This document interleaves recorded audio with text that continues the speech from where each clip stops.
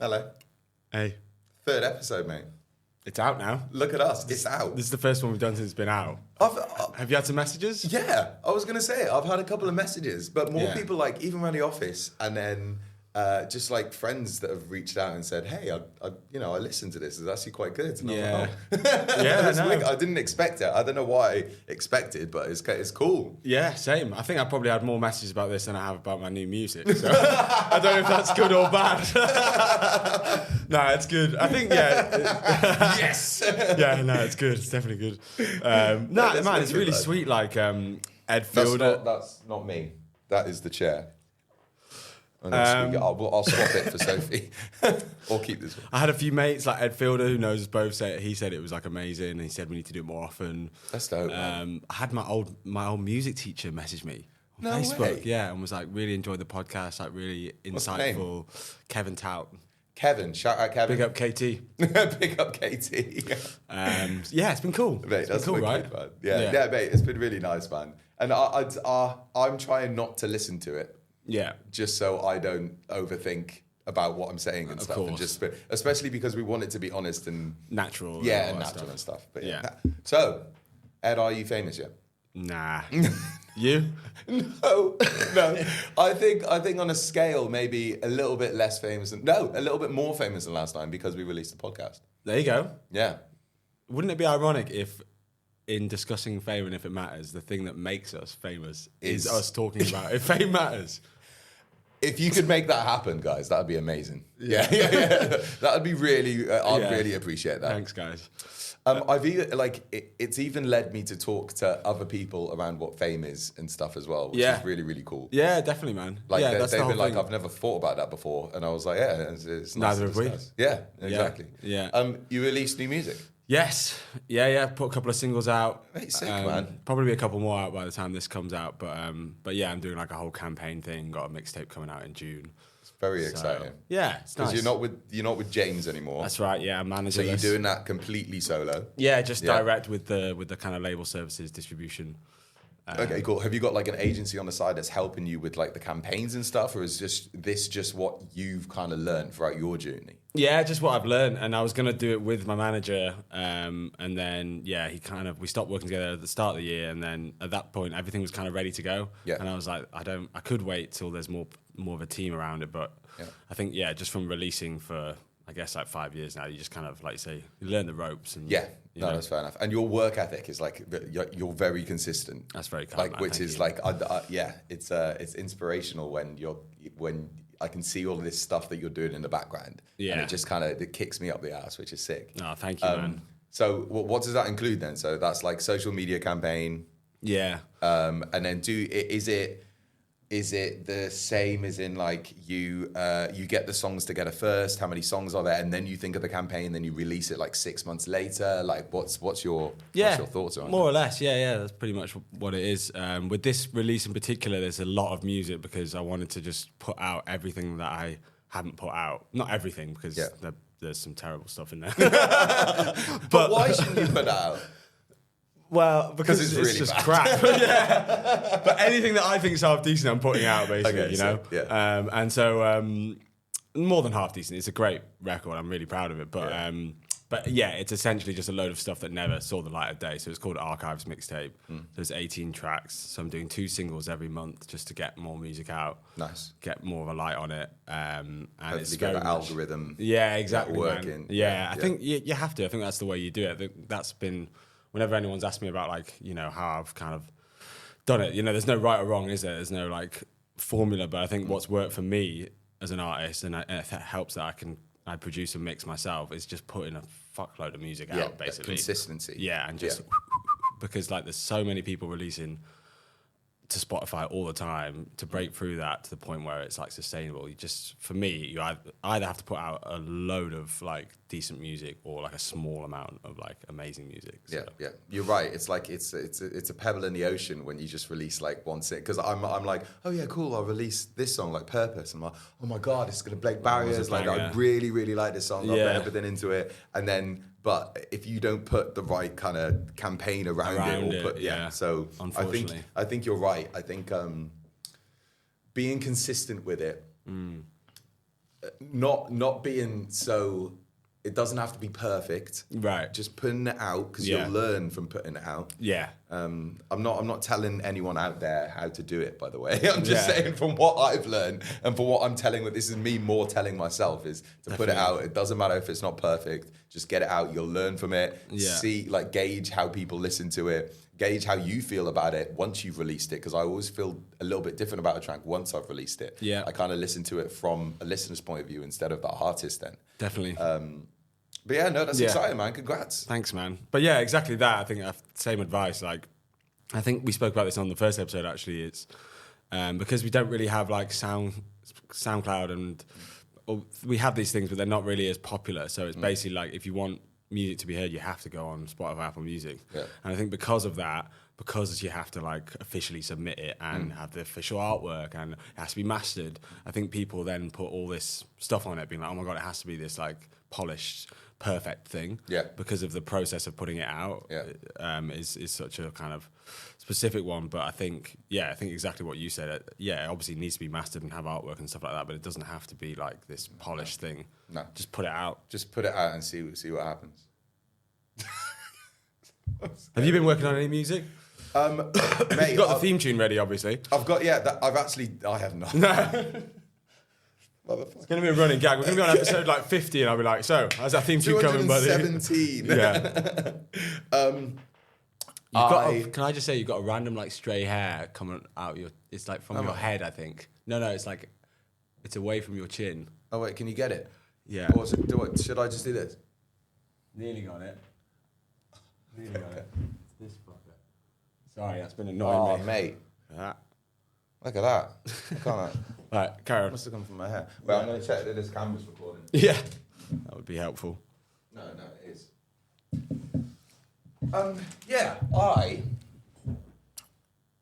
Gonna be honest, and I haven't had my head in solo music, in Zach Said. Yeah, that's good recently. to talk about as well, though. Yeah, mate, 100%. I personally as well go through a lot of hills, a lot of ups and downs and stuff. Not as in like, oh yeah, sadness and blah, blah, blah, but just as in me being in my music or me doing other things. Yeah. So just recently I've just had to focus on just getting some money in the bank. Yeah. So I've been focusing on this job that I have here, running tech, and I've been getting a lot of fulfillment from that. Like I really enjoy it. I've been doing some cover shows as well with this like hip hop house band, which is a lot of fun. Yeah. And just spending time with friends and family and hey, Tanya's pregnant. Whoa! Yeah. Yo! Tanya's pregnant. Which is sick!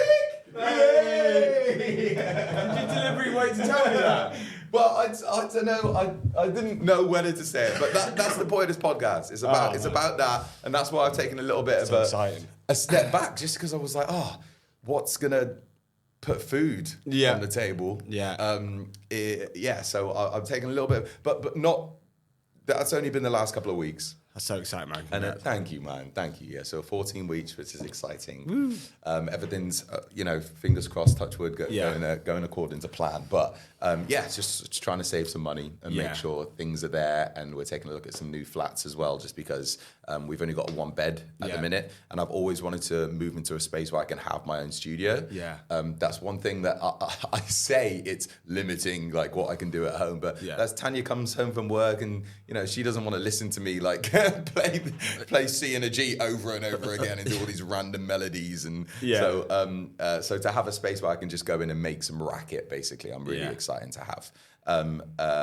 That's amazing, man. But I was listening to a couple of tunes that I've been writing recently, and I feel like, I don't know, like this year, I just feel like having such a break from music when I've started writing again, like the last couple of months, like it feels new and exciting, like it was at uni again. Wow. Like I don't feel like I'm writing for anyone else. I feel like I'm writing for the love of writing again, which is really cool. That's beautiful, yeah. Mate, it's really, it's fucking sick, man. I'm really excited, really exciting to just sit down with the guitar again. Yeah. So things are on horizon. Yeah. That's good, man. I definitely think there's something to be said for that as well, like the kind of having a break from it and taking stuff, back. Like no one can or wants to, I don't think, make music all the fucking time. Like, there's only so much you've got in you, I think. Yeah. You need to do other stuff. You need to, like, have a life, live your life. But I always thought that, though. Because whenever I talk to people about it, or, oh, no, you can't have a plan B. Like, no way. This needs to be everything. Like, it's either this or failure. You know what I mean? And you need to put 110% of your time into it. Yeah. But, cock, do people really do that? Yeah, I don't know. It's a lot. Yeah, it's a lot of percent.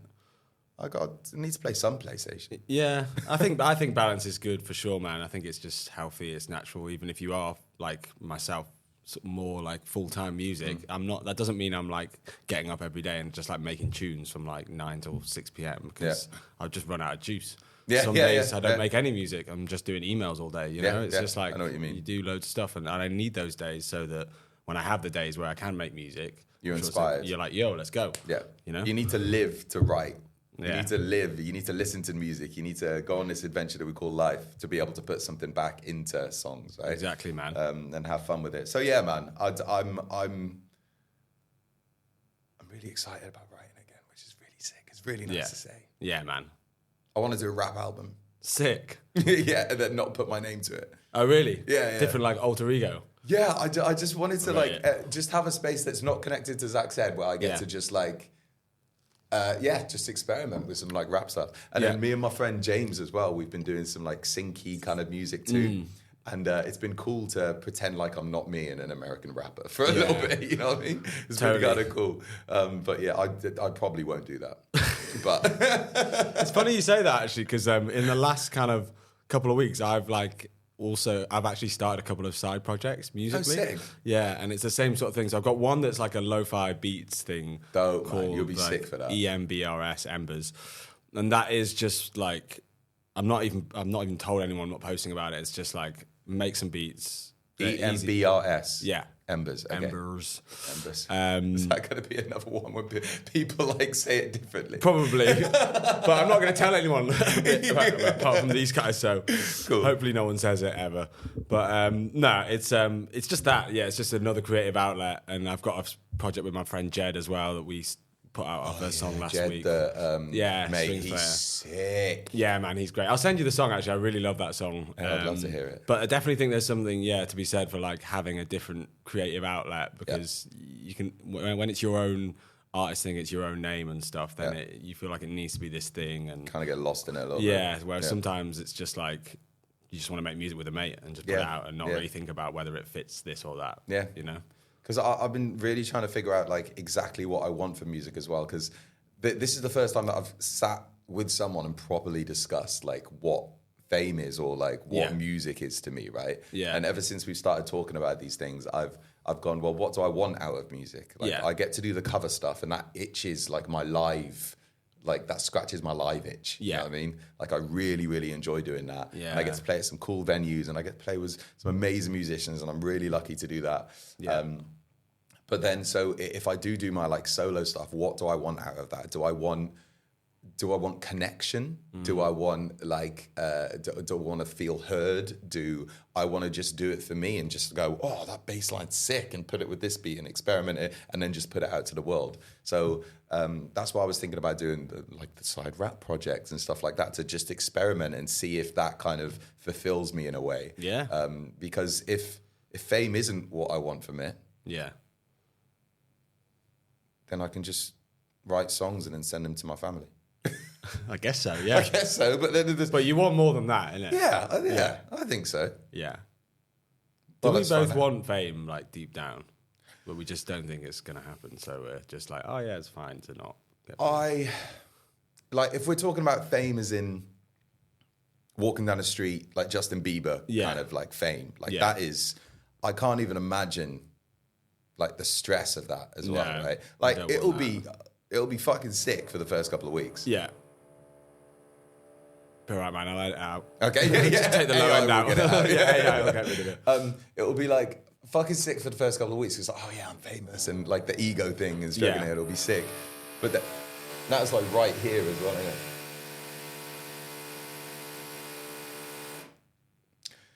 isn't it? But ultimately.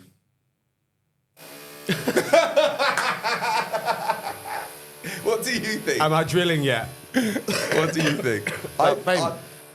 Yeah, I'd like to be just successful in a way where I can pay my bills with music, and then get noticed a couple of times just to make myself feel good. Yeah, same. Yeah. Yeah, success, isn't it? I think that's what we keep coming back to.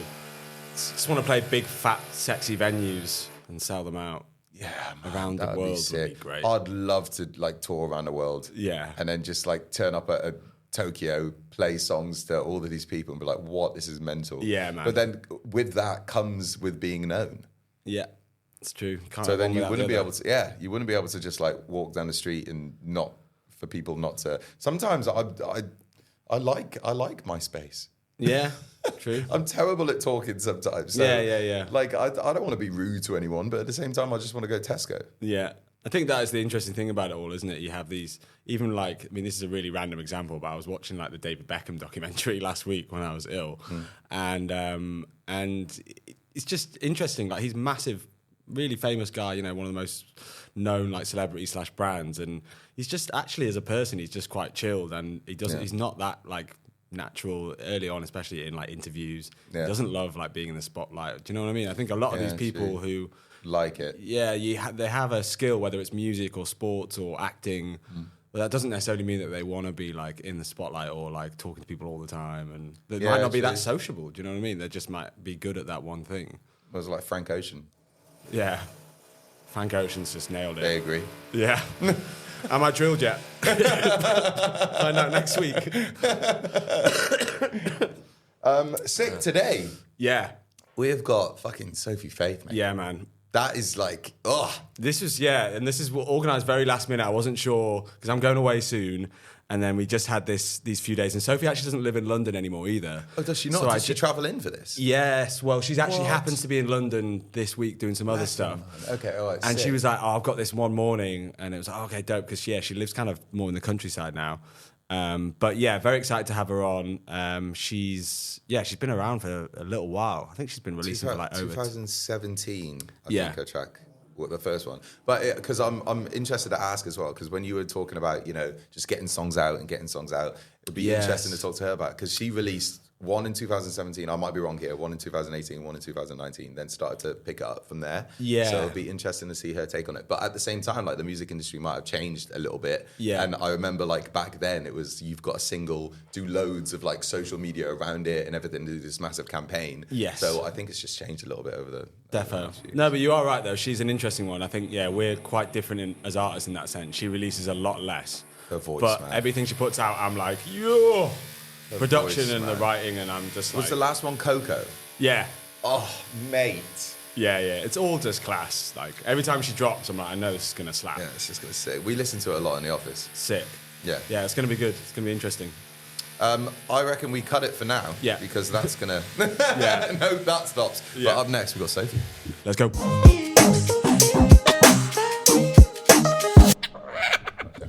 Have we started? Or? Yeah, we're pretty relaxed with it. We don't really mind. You know intros. No. Like, bang. Has Ed told you a little bit about like why we're doing the podcast, or no? Please refresh. Yeah. So you're good at selling it. Yeah. We always have to try and do the intro. So me and Ed have known each other for 8 years now. Something like that. Yeah, maybe. Yeah, long time. Written some songs with each other over the past. They both had kind of like. A musical career, both with highs and lows and stuff, and we kind of just wanted to have an honest conversation with like-minded individuals like yourself around what it means to be famous, maybe what it means to be an artist, what fulfillment we get from it, how that looks, how a day-to-day looks for an artist, the sucky bits, why you hate it, why you love it, all that kind of stuff. And the insights. Yeah, insights. Okay. But because whenever I've done like interviews before, they kind of ask you and they kind of portray you as this like perfect person or kind of like, oh yeah, get a little bit of grit there and stuff. But just like between friends, just chatting at a pub. I would have loved to hear that from Frank Ocean when he was starting his career. Yeah, for sure. I had a really nice message as well from a mate because we put an episode out now, so a few people have like messaged us and stuff. And one of the things he said was like, oh man, he was like, I'm also like in a band, but I've got a part-time job, but I want to make it. And so he just said it was really like interesting. It's a lot to juggle. Yeah, because I don't think a lot of people Obviously, we're like lucky enough to be in a position where we're not having like other jobs at the now. But I'm sure you've been in a position where you have had other jobs, and you've got to juggle it. Do you know what I mean? Yeah. And it's like, but then you have to find a easy. job that accepts the fact that you might just call them and be like, oh, I've just got this gig. I just do bar work or gardening or whatever, whatever I can turn my hand to. But I do feel like, because you're front facing as well, and a lot of people see the shows and they see the photo shoots and they see all the things, it does look like it's really glamorous. Exactly, but there's grit behind it. Yeah, my boyfriend recently came on tour with me. And not this year, but last year. Yeah. And he was just like shocked. I think he thought it was going to be like, tour life. And it was just like, green rooms are gross. Yeah. You know what I mean? They are. They think they're always good. It's just tiny, horrible green rooms, meal deals, and just loads of driving around. Yeah. Bread stripes. Sometimes you'll get some fruit. Sometimes you'll get some fruit. But this leads us on to Sophie Faith. Yeah, hello. Thank you so much for joining us. Thank you for having me. Thank you for coming on. Thank you. And so you're not based in London then? No, not anymore. I was here for 10 years. So obviously I've been working with Ed for a little while now. Yeah, and I joined you on your tour as well last year. I've had everyone on tour. I know. That's what I love about you, is you bring like different people together, right? Yeah. That's sick. Yeah, I do a lot of that too as well. Yes, so, you do. Like, I used to live in a house full of musicians and we used to have a lot of gatherings, let us say. But it would be dinner parties and whatever else. People used to come through and there's just so many talented musicians that would automatically just turn into a jam. Yeah. But like you were saying, it was for my first time being completely immersed in just like musician artist life, where everyone has their own experience and they're doing different things. And my housemate was off to LA getting crazy cuts, and it inspires you being around people that are doing bits from your area. You're just like, oh, actually, I could do this. I can do that. So you did that this way. Okay, so tell me, okay. All right, but I don't think the ideal of fame has ever enticed me into doing what I'm doing. This is more a case of like expression of just like, I used to just be quite sad a lot, and it was a therapeutic thing, and it's just all of a sudden snowballed into me doing what I do now. And I think I want to actually do more writing. Looking forward, I love performing. It's such a joy. But the writing fulfills me more now. And I think it was like taking a look at artistry and be like, what parts of it do I enjoy and what parts serve me and what don't anymore. We were literally just talking about that before, and trying to, because this is the first, like, I don't know, sometimes we don't have these conversations and it's nice to do it, but the more conversations I've been having around like what music means and what fame means and all that kind of stuff, is the more that I'm like, what fulfillment do I get from doing this craft, right? And for me, it's the live. I love doing the live stuff. But it's interesting to hear that from a writer's point of view as well. When I first started, I was really sad, and I just wanted to write about my ex-girlfriend. And I wanted to feel heard, and I wanted to feel connection with people. So I get that. I get that side of it. But live, I mean, there is something joyous and like just so freeing. Even in life, perhaps being a little bit unconfident or like self-doubting, and then you're on stage and then all of a sudden you get this validation, clapping, and like, do you know what I mean? It's an exhilarating feeling. But I don't think, as I'm getting a bit older, that I enjoy the cortisol of it all, and the like actually not having yourself to yourself. Like when you come out of a show, you then have to then go meet the fans, and it's amazing because you meet all these beautiful people that have all these emotional experiences and connections with your songs. But there's a lot of energy to take a lot. And like, after a tour, not only physically, but it's like the emotional. Mate, it's so much to always be on stage smiling. And when you're having a bad day, and to like, jazz hands. To grab the mic and just go, actually, today's been pretty shit. Like, I'm mentally, I'm exhausted, but you can't do that because they've just paid tickets to come and see you. And it's a lot. But it is, I do feel really lucky and blessed that I get to do this. I didn't train or anything, and I just feel like I've completely fallen into it. And maybe more recently, I've been doing a lot of mentoring or like working with younger people in certain charities and stuff, and that's been really cool because it's like seeing talent in its like really raw early form. Remember Orla, I told you about that girl? She's so cold, her voice is insane, and I found her there like a year and a half, maybe 2 years ago.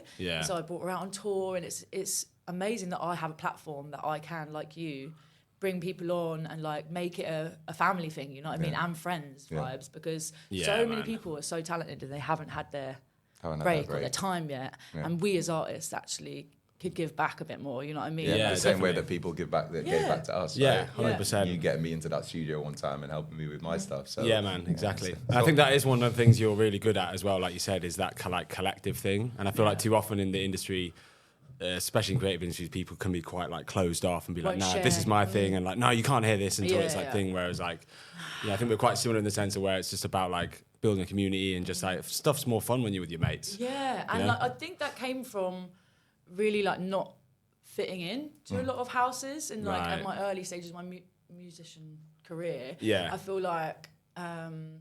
Perhaps my music, people didn't. I was a white girl singing on hip hop, and you know what I mean, I just couldn't really like understand it. Yeah. And then slowly, as I've moved on, I think I've like really kind of honed in, like you said, the whole community thing, the whole like, I'm just your average girl kind of vibe. I don't want to profess to be like, I'm a star. You know? It's not that for me. But I hope people connect with that. Do you know what I mean? Yeah. I think, well, they do, yeah. Yeah, and the whole like Kojo, Nectar, Nia, like all these people that have maybe sung BVs for me once or done my little showcases and now just like doing their own thing, astronomically what I saw in them, you know what I mean? And then now they're just flying, and it's so beautiful to see that community. Yeah. Then people meeting each other in that and then making songs together, and you're like, oh, that came from a party, or do you know what I mean? It's cool. So take us on that journey then. So you started when you were like jamming in the house with like your friends and stuff like that. No, that's where it started. It started in Brighton. I used to live with a lot of boys. I lived in Brighton before I came to London. And they were DJs, and I think they just heard me singing and would just be like making a cup of tea, and they'd be like, yo, I'll pitch it down so no one will hear. If it's bad, don't worry about it. And then before you knew it, I was just doing little garage cuts and stuff for my friends in Bristol. And then my first manager heard me and was just like, yeah, we need to get you in. But I think I had a lot of imposter syndrome for a bit. I thought I was just like, I'm blagging this. They're going to clock soon that I'm not actually... I've got no idea what I'm doing. But now I've been doing it 10 years. I feel like there's a lot of knowledge to share almost in the peaks and the troughs. Yeah, definitely. Of also for the young girls, when they're going for deals, I'm like, lawyer up, make sure before you have a good manager, like get a good lawyer. Don't sign anything. Yeah, or sign yourself up to PPL, PRS, MCPS, all of those ones to not stunt yourself. Because the money, I didn't realise for so long, but the money that isn't claimed just goes into a pot. Yeah, like not in the UK as well. Yeah. So if you're not claiming that stuff from around the world, then it just goes into a pot and then you don't see it. And you can only backdate for like 1 or 2 years or whatever. And it's just like, it's a con. And I think if you're a little bit uneducated about it, which most people are, you just want to get your stuff out there, you're desperate for just some kind of traction. Yeah. It's hard because, you know, you're in a position where you're like vulnerable. And mate, there's so much stuff that can trip you up as well. And that's the thing, like once these deals start coming, so when I started to like release stuff and I got a little bit of traction and stuff, the thing that I was focused on is getting that traction and being excited and playing these new venues and meeting these fans and stuff. Like, wait, what's happening here? Oh my God, it's exciting. And writing that new track and getting with that producer. You don't think, oh, in 5 years' time, if I sign this deal, then I won't get that certain cut or something, or I'm still paying back like publishing deals and stuff that I signed like 10 years ago from tracks that I made then. So it's a crazy world. Yeah. And especially when you're young coming into that environment as well. So young and hungry as well, because you're just gagging for like any kind of session, any kind of... And also I've seen a lot of young baby artists getting like charged loads for sessions and stuff like that. And I was really lucky at the beginning where I had a few producers that just believed in me and wanted to nurture me a bit. Yeah. And I feel like... I actually had Connie Eliza around my house the other day. I have the little cottage in Surrey now. Very quaint little life. She's living the dream. Yes. Have you got a little studio there as well? And shit, like. Yeah, well, we set up just in my in the cottage. We've got a little open fire. It's mate, that is my dream. Do you grow carrots? Yeah, I got carrots. I just planted some more actually. I've been saying this for like 5 years. I just want a little cottage, right? Yeah. I want to grow carrots in my back garden. And have this little space I can go like write music. Yeah, you should come. Just live off carrots. Yeah. Right, on our way. That's the thing is sometimes when me and my boyfriend go away, it's empty and it's like it makes me sad because it's like, do anyone want to come? All the neglected carrots. Yeah. But no, I do. I've had a transitional year, I think, of getting sober, moving out of the city. I'm in a loving relationship, which I don't think I've been in for a really, really long time, and I've got a home, which also I haven't had for a really long time. Cheers to that. Fucking cheers to that. Yeah. I wish it was in the morning. We could cheers. Like, that's sick. But yeah, I've realised how it's enabled me to focus on music, treat it more as a job rather than just like an all-consuming lifestyle where it was before. Like I just got a tour with Jake Isaac and it's amazing. So good to be just completely with musicians on a bus. Like, it feels so cool. Yeah. But yeah, it's tiring. Do you know what I mean? Yeah. And I like just want to get back into it, to my little sanctuary to then come out really strong. Whereas when you're just going and going and going and going all the time, you get burnout. Like, I used to get sick, like so ill all the time and stuff, and I just don't anymore like that. So it's trying to find that balance. And me and Ed were literally just talking about that as well. Yeah, which is funny. Like, a lot of the topics that were brought up earlier is it doesn't have to. You don't have to put 110% of your time into music. You can have you can have off days. You can have days where you don't feel like doing it. You can do admin days with emails. You can do contract days and stuff like that, and that's okay. Yeah. Like, when I was growing up, there was a massive stigma around, you can't have a plan B. This is like 200%. Grind. You need to 100% do it. And I feel like that wasn't just in music. I feel like that was like across a lot of different industries. But I feel like people are really taking time to go, actually, I can rest to do my best work tomorrow. Exactly. Yeah. Rest is so important. 100%. And just like listening to your body as well. It's so easy to like just squeeze loads of things in your diary and not take time for like you said, even especially singing. It's like so physical that we got back from Vietnam and I said yes to a headline show like 4 days after or something, didn't I? Flip. And I always thought I could do it, but I got really ill and I couldn't cancel the show because it was just like so many core fans and but I still went out there and sung. But that's what I mean. You have to find it, like deep in the pits of deep. Yeah, I bet you were exhausted after that show as well. Yeah. When you walked off stage, you must have been like, yeah, I did. Remember, it was but like I couldn't even have. I just felt so sick. But I don't know. It's an instinct for me. It's like I saw Ray and Christina Aguilera in an interview recently, and they were saying about like these high notes and stuff. Obviously, we write all these high notes, but your voice changes over the year. Yeah. But all my old songs that have like some crazy notes, however I'm feeling, I always seem to still be able to reach them because it's like muscle memory where your body knows that you can do that note, so you just do it. But if I'm trying to write a new song and I haven't been there before, it's such a different, scary experience. Yeah, it's crazy. That is interesting. But how do you find that? So what is that balance at the moment? You said you kind of found that in the last year. Is it like 2 days writing and then 1 day off? Is it just listening to your body, as you said? Or I normally I try to come up about 3 days a week, 3-4 days a week, and then do other stuff at home on the phone, organising, like a lot of writing stuff. Really, when I'm at home, I'm not Sophie Faith. It's quite like the women in the village shop just started following me on Instagram and they cannot believe it. It's so funny. Because I just like show up there in my trackies, my wellies, and I'm like getting my milk and whatever. And then it's like, oh, we saw your little tour. Saw your little tour. That was a lot of people. The highlight of their week is like watching. So it does feel like double life kind of stuff, and I enjoy that. Kind of nice though. Yeah, and have a great manager now, Tabs over here. Big up Tabs. And that really helps with then being able to just sign off. Whereas when I was managing myself, you pick up the phone, late night calls from LA, sorting out stems, whatever, early morning calls with, so it just felt like I was just on all the time. How long did you manage yourself for? Like a while, I'm sure. Yeah, right? like 2 years in the busiest stuff going on as well. And I realised I let myself down in that period as well because organisation, emailing people back, I have chronic ADHD. So I wasn't applying myself and I probably missed a lot of opportunities. And like, luckily, like my friends would like understand. They'd be like, "Don't worry, Sophie's just a bit scatty. Like she'll show up. She'll like, but she'll do well when she's there. But just give her a sec. Yeah. But now I come across a lot more professional, I guess, because I just have someone who's on it with emails and understands you as well as a person. Right? Yeah, exactly. And a female. Like I've never had a female manager before, and that changes the game. I think where someone's. She's still a bad bitch.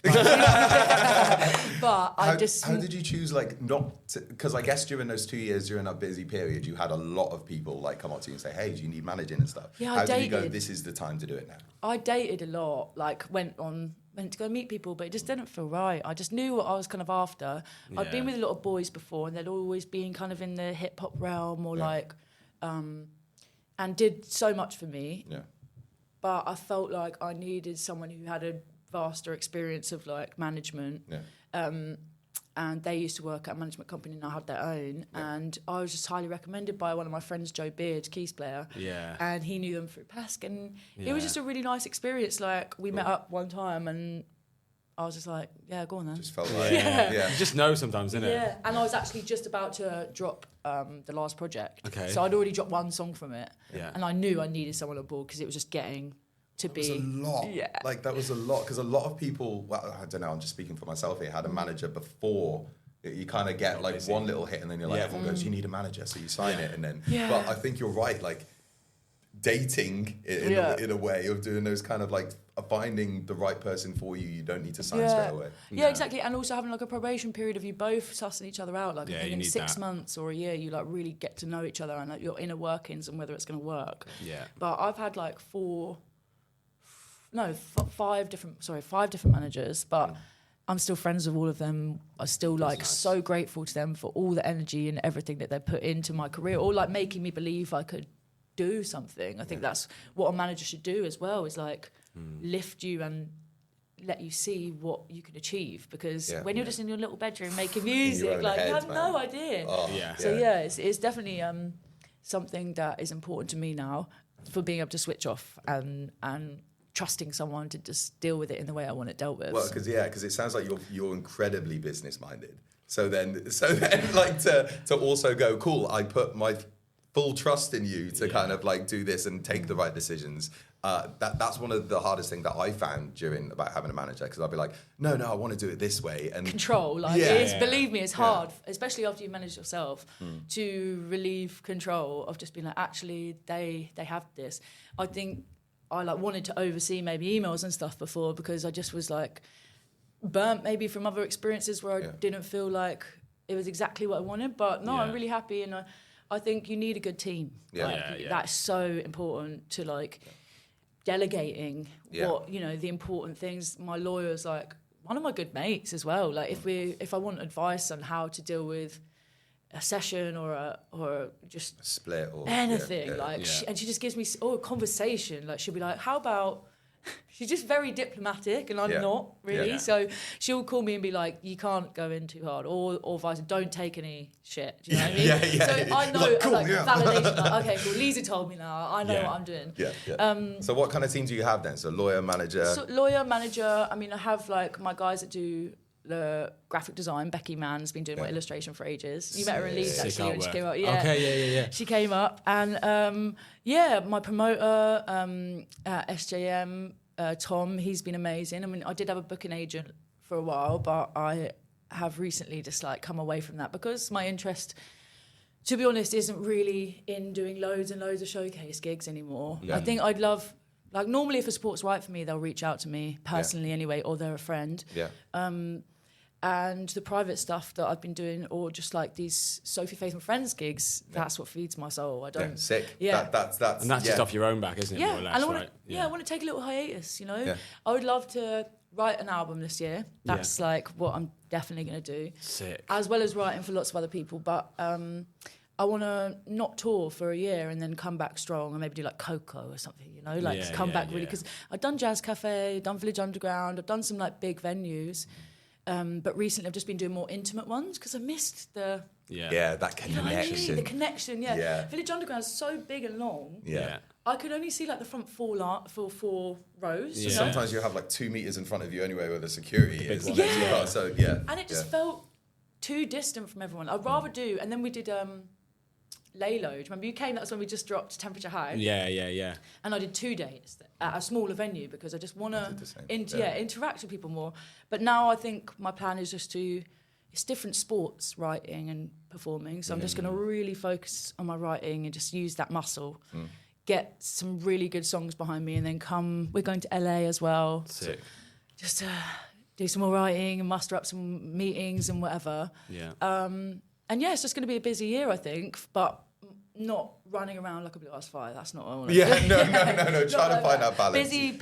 Trying to find that balance. Tell me if I overstep on any questions. Of course. But coming from someone who's, loves drinking on stage and love getting excited, and you said you were kind of coming on to getting sober and stuff. How has that journey kind of correlated with music and how you see music? And so, tell me if I no, not at all, man. I used to love a Guinness. I used to love margarita. I used to just drink and do drugs to excess. And I think that was so entwined with like the music industry, like self-medicating, I think, staying up all night because I just would like be networking and trying to seem parties. like that cool person all the time and putting a smile on. And I lived in warehouses and I lived just amongst naughtiness all the time. And I left home really young as well. So I was like, didn't have any guidance. From 14, I left home. So I just feel like I was left to my own devices to do whatever I wanted to do. And I can't remember a time where I haven't got fucked, basically, since I was 14. I'm with you. I'm with you. Yeah. And I went away and I knew I needed something to change because I just was deeply unhappy. But like good things were happening in my life, but I just felt this deep hole and sadness. And I knew that I wanted to stop. And I went away and I just read this book called Healing is a New High. Yeah, just check it out, Vex King. I will. Yeah. And it kind of changed my neural pathways on like how I look at doing that to myself. It was like felt more like self-harm. Yes. And like I have this gift and this opportunity that I could take to a certain level, but I've been stunting myself for so long. But you think that it helps. Well, I don't know, for me, you think that it gets you into the right vibe. And I did meet a lot of people at parties that have definitely benefited my career, I have to say. I'm not at all encouraging doing that, but I do feel like I'd still be I'd be functioning, you know, in that. But then we'd just spend days in bed crying, you know what I mean? And I thought that was just like, that's me, that's because I'm a sad girl. And it's like, no, since I've stopped doing that, I also have mental health issues. Like I've taken medication since I was 11 for ADHD and bipolar and BPD and all these things that I'm managing, as well as being an artist, as well as doing these things, and like drinking and doing drugs on top of that. It's just like sending the whole thing haywire. So I just like, I met my now boyfriend, and he's sober as well. And we were just traveling around Thailand and we were quite happy. It wasn't boring. I thought sobriety would be really boring. And okay, it is a little bit sometimes. You know, I do get FOMO a little bit, and I have to say I still miss it. But I wasn't really an alcoholic. It was more, you know, the fun. The binging, the like debauchery, you know. I just enjoyed the whole like fuck it mentality. And now I think like caring for yourself is so much more important. And the music, what I want to achieve in life is all starting to fall in place. You know what I mean? And I feel like whether that's coincidental or whether it's just like my time now or whatever, making better choices for myself is infectious. Same way making bad choices is infectious. Yeah, exactly. Yeah. Have you been writing like a little bit differently as well? The things that you're writing about, maybe? Is it more happier songs and less of the sad ones? Well, to be honest, I haven't got stuck into like my album yet, but I definitely, I was watching something about Doty, and she was saying she already has her like color schemes for her like outfits planned for her next project. So she like, and I feel like I want a really happy, high vibrational, Cleo soul-y-esque, you know what I mean? Just like strong harmonies, but simple and just like enriching music, because I don't want to write sad music anymore. I'm not sad anymore, you know? I would love it if I have one like wedding song, but I want more songs that people could like be joyous to, rather than like when they have a breakup, stick in my album once, you know what I mean? So that's definitely changed in like what I want to write about, but I haven't got to it yet. So watch this space. Watch this space.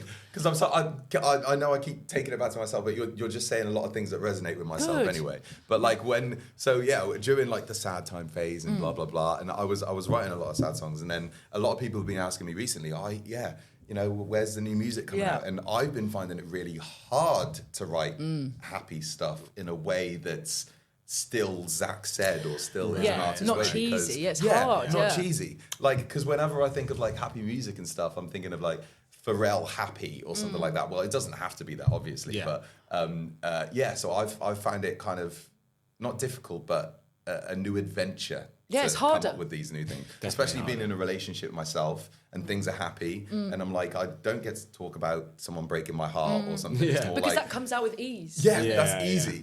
But how do I get? I have to stop myself sometimes, even like because I freestyle quite a lot when I write. I just like open my mouth, and naturally it's easier to talk about pain. So it's a challenge for you to say, no, today we're going to keep it light, we're going to keep it happy. And I've been writing for these K-pop guys as well, and that whole experience is like pop. It's like different, but it's again, it's a challenge. It's like testing yourself and your writing ability. What can you do?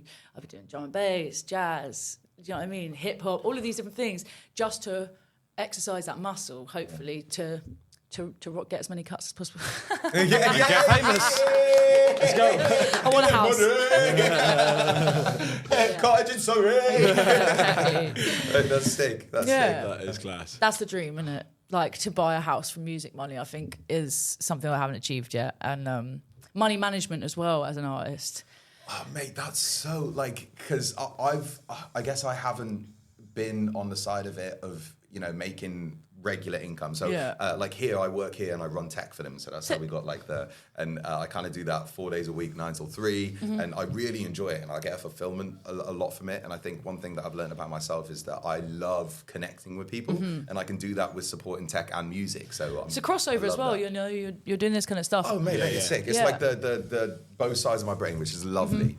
No idea where I was taking that. No, but Rick Rubin, there was something he was saying. He was saying, actually, if you have another job to support your music career before you're earning money in music, that is actually so much healthier for you than you putting all your focus and pressure on your music to earn you money. And then your art becomes your rent. And actually, that shouldn't be the case. No. But then I feel like then I go, cool, I don't need to pick up the guitar tonight. Like, I've done a good day of work today. You know, I'm tired because I put a lot of in it. And I feel like a lot of kind of my energy goes into the cover gigs at the minute because I'm, you know, front man, putting that energy in, making sure people are smiling and happy and stuff. So then when I do have a day off, I want to take it for myself. I want to enjoy the sunshine and go for a walk and get that fresh air instead of writing. So I'm trying to find that balance, the same as you. What about you? How often do you like always do you have weekends off, don't you? Normally? Yeah, weekends off is a big one for me and Bob's and the cats. Yeah, exactly. But yeah, genuinely, I think, just having 2 days where I'm quite good actually at switching off. Like, I won't even like think about music. I try not to go on my phone too much. And it just means that when it gets to like a Monday, don't get me wrong, it's not like Monday mornings, I'm like, let's go, music time. I'm still a bit like, I can't be arsed. Like, everyone is about work, but I'm more, I've got more ideas creatively. Do you know what I mean? I think that's the other thing we were saying before is like, and kind of what you touched on as well is like, being a full-time artist is awesome, but that doesn't mean you can or even should be like making stuff or do music all the time because there's only so much. There's only so much you've got in you. You need to have like days off. You need to have days where you're doing meetings and doing admin and stuff. It's all part of it. But you were saying as well, you walk Bob's to the station, don't you? In the morning, and I think that's good. It's like getting 15 minutes of light before you're sat in a dank studio. No, yours isn't dank. You know what I mean? Just a lot of the time it is. Yeah. So just to see a bit of sunlight or whatever in the morning, like, or I'm a big bath taker. So after a stressful day, I need like an hour to unwind and not have my phone, not be, you know, like my manager when I'm there, I'm just like, sometimes I take FaceTimes in the bath, but a lot of the time. I heard you laugh as soon as I'm completely cut off and you're like, no. But there are, if you know what brings you down and what like makes you feel grounded, I think just do more of that. 100%. Yeah. 100%. Yeah, it's been good. Have you, just out of interest, with the famous thing, have you, because one of the things we spoke about is on the first episode was like being spotted and stuff like that, which I think has happened to us like once or twice. Does that happen to you a lot? Is it the most awkward times? I remember I just like had a fat argument with my ex-boyfriend and I was on the tube and I just met up with Kojo and I was just like in a state, just like, oh, he's broken my heart again, whatever. We're on the tube and some woman like steps out and just like looks at me really, really funny. And I just didn't know if she was like, you're like, oh my God, she's going to hit me. Like, what have I done? And then she's like, I'm your top 1% on Spotify. Really intensely. It was so that fast as well. You have to come out of this like vibe of going, mate, that's really sick. And I should take in this moment. It was cool. And I met her and I hugged her and stuff. And then things like I was in Thailand and I was snorkeling and some Italian guys were like, oh, is there any fish in the water? And I just started chatting with them. And he said, oh, I love UK hip-hop. I love UK hip-hop. And I was like, is that what they sounded like? That's what he was saying. And then I was just like, oh, do you know a guy called Coop? So that's where I started on. And he was like, oh, yeah, I love that first album he made, which is like 10 years ago it dropped. It's like, really, if you know, you know, and I was like, I'm on 5 songs on that project. And he was like, no way. And he got out the ones he liked and he like already knew my hooks and stuff. And I was just like in this random little island on Cocoon. So yeah, it does... I don't feel famous. I don't like sometimes even when I meet strangers and they know what I've been up to because they've been following me and they'll be like, oh, how was your holiday in Ibiza or whatever? And I'm like, that's weird. You know that, but it is just the game, isn't it? It's the game, You have to share with people. Yeah. And I think people think they know you. Yeah. And they do know you to a certain degree. They know, you know, who you're with or like what relationship status or where you're living. But it's quite a strange feeling that on the privacy, I wouldn't probably want to get bigger than I am at the moment because I'm happy, unless I'm going to like cross the tracks or something when it's like my genre all in a festival, then I'm getting stopped all the time. But it's not like that for me. I think I enjoy like anonymity a bit too much. You know what I mean? I think that's key with being in this, right? Because I think there's two types of people. There's people that get into music. Well, I might be wrong here, but maybe you're right. There's two types of people that get into the music with that kind of, I like music, I love connection, I love playing, blah, blah, blah. And then kind of whatever fame is comes with afterwards. But then there's people which I feel like maybe there's more of right now, especially with social media and stuff, that want the likes more than maybe the music. And they're doing the music to get to that stage. As I said, I may be wrong. No, you're not and wrong. Social media, social media is a big part to play of that at the moment as well, because that's not healthy within our lives. And that's one thing I wanted to ask as well is, do you like social media? No. Do you like that side of it? No. Is that just like part of the business, something you have to do? I don't. My manager hates me for it, but I actually just don't comply. I suck at it, man. And I'm really bad. I feel like I'll be well famous if I like social media. We wouldn't be doing this. You'd be fucking long gone, mate. No, I feel like my Spotify numbers and my Instagram followers aren't really in correlation with each other because I was quite active on social media up until like in COVID. I was doing lives all the time. I was just like loving it, and then I was living with those people where I was then filming us doing like alfresco sessions, and that probably got me noticed. That's how Stormzy found me. That's how and I probably should do more of that stuff, but I'm not that confident in what I look like as much as I love singing, and I'm confident doing that. People are mean. People are mean. And people are mean, especially on the internet, right? Yeah. Random people that you've never met before. I know, and I don't know if I want to subject myself to that. Yeah. You know what I mean? It's a choice. Sometimes it's fun. I had this one guy comment on my YouTube video and said, "Fuck up your shite." Which didn't even make sense. But like it was I remember it just because my friend sent it to me and he was like, "This is the best comment I've ever seen." I was like, this is actually phenomenal. So shout out whoever sent me that. But people are mean on the internet. And I just videos have never really been my bag. I'm not a model, I'm not a video vixen, you know what I mean? I just love singing and I love writing. And so I know that I need to do visuals and there's a certain element of that, and obviously when I have shows or whatever else you have to promote. But have you kind of do you have someone that helps you with the social media side? No, it's a conversation I was having. It's like the delegation situation. It's like, so when I was talking to someone about the album, I was saying about, you know, what I'd want the budget to be spent on. And that's the thing, is like, I don't really like big budgets. You just got to pay it back, you know what I mean? So I'd rather, I license my project to someone for a certain amount of years. And it's like, for me, I love it. The deal, it's not a major, but it's like a really good relationship we have. I can call them whenever. They support me. This is our third project, potentially. But it was all discussions about like how would you spend the budget, and I think I need to get a social media manager because it's such a big part now of being an artist. It's like 50%. Like I went on tour. I think the last time I posted on my feed of like not a gig or something was in December. That's bad. And like actually, if you're looking at an artist, I don't think my Insta page sells me anymore, and that's something I need to work on. But I've been going through a lot this year, you know, and I with myself a bit of I don't know. I've like there's only so much you can give, right? Yeah, like, and I'm not sure. I've like lost a bit of identity, I think, as well, and I'm just starting to find it back. But I used to be a party girl. I used to, like you said, like be the life and soul, and now I'm not that anymore. I'm just finding who I am again, you know. I'm like, do I post a picture of me and my wife like walking down the river because I'm really happy right now, or do I? If you're in the studio, it's just like. Also, how much do you share? I'm not sure I wanna. I spent so many years just being like, I went for an eye test the other day and he was like, what's your screen time? And it's 12 hours. Yeah. That's bad. Like, do you know what I mean? And I just 12 hours, or at least but got a bit of most sleep of it's like Spotify and background stuff. No.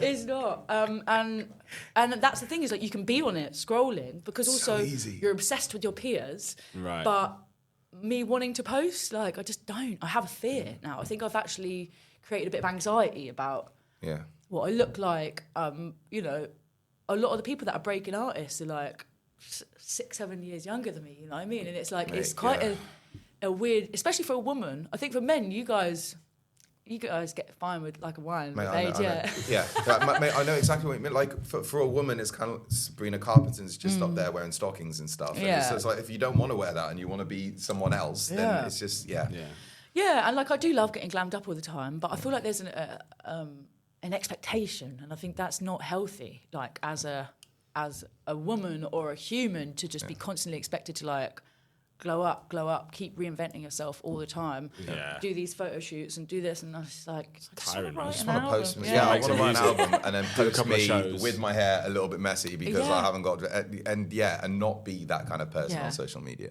But I do think my ideal is that I go smash out a load of work, do some LA, do some running around grafting, and then come back really strong. I want to like get some great press shots, get a really good gig in, get my album. I just want it all packaged up nice and quick because I feel like sometimes I've been so disorganised in the past.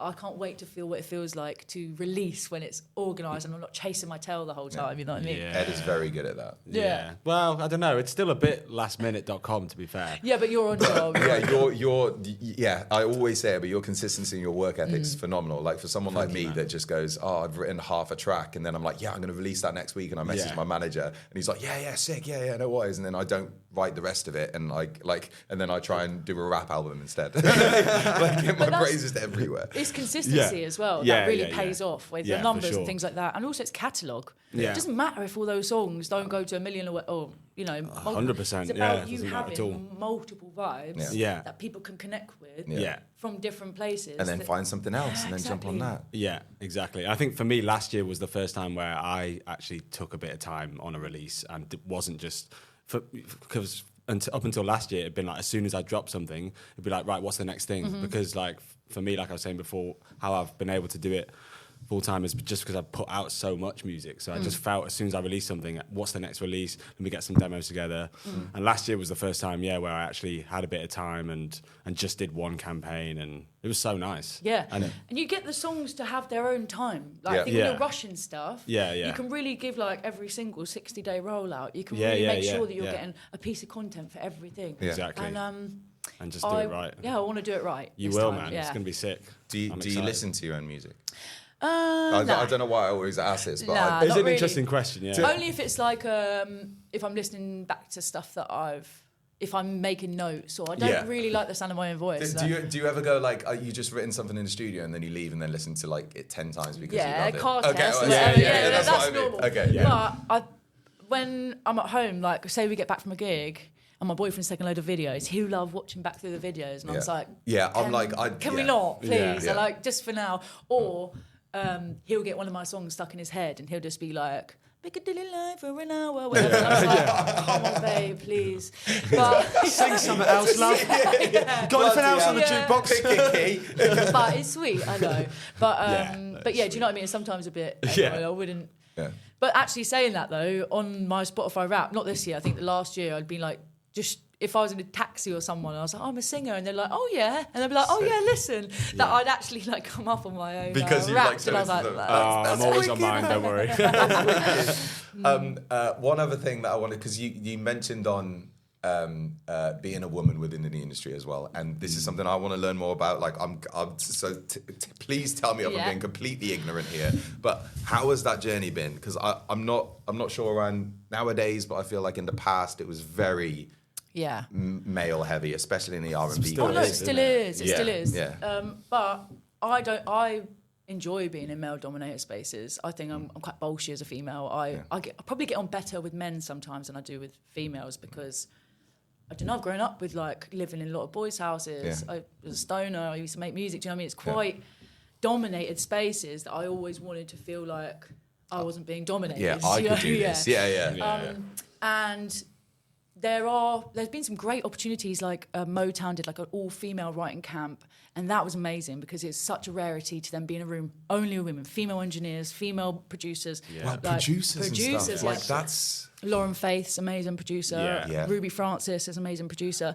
There's loads of really great females out there, but I don't think there's enough being done at the early stages in youth clubs, in schools to help, because actually even for women to be interested in production at a young age is like not really, you know, there's a stigma.